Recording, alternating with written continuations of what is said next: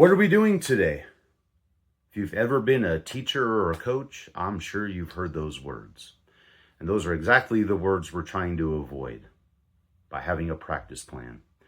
And as a baseball coach, you're going to have them for the same reasons that a teacher has a lesson plan. The number one thing that it does, for me, time management. I see that being an issue in so many practices I've been involved with, so many guys I've coached with. And it's tough because we're passionate about what we do. And we want to do that drill right. And we want to do as many drills as we can, all those reasons. But we have to stay on time. If practice ends at 5:30, we need to be done by 5:30.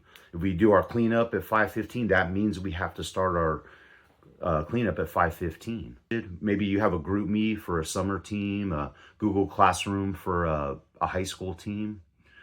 I try to get those posted as soon as possible. Oh, okay, I see today we're working on first and third defense. You know, I have a question about play two, so I can start thinking about that.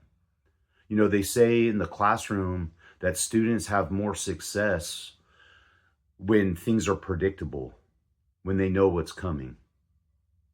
And that's a sign of a great teacher. Those procedures and routines that you have in place, that really comes to light when you're absent. Or say you're a coach and you're running 15 minutes late. You have those procedures and routines in place to where the players know what to do. And a typical practice looks somewhere, you know, you'll have a stretch, catch, then get into the drills. The start time is important because we're trying to teach these young people life skills. And if you have a job that starts at 5 o'clock, it's not cool to roll in at 5:05. And I've had players trust me a million times. Dude, it's 5:01, man. It's 1 minute. I'm 1 minute late. I like to have my players there about 15 minutes early. And then you're leaving yourself a little bit of room. There's traffic. You get that all the time. There was traffic. Yeah, I know, Billy, but every single day you're late and every day there's traffic. So you need to make an adjustment. That 15 minutes before practice is when you're putting on your shoes, doing your armbands. Maybe you have a job of putting out the bases, grabbing the baseballs. That's when you do it. So we start right on time every day. Keep that consistency.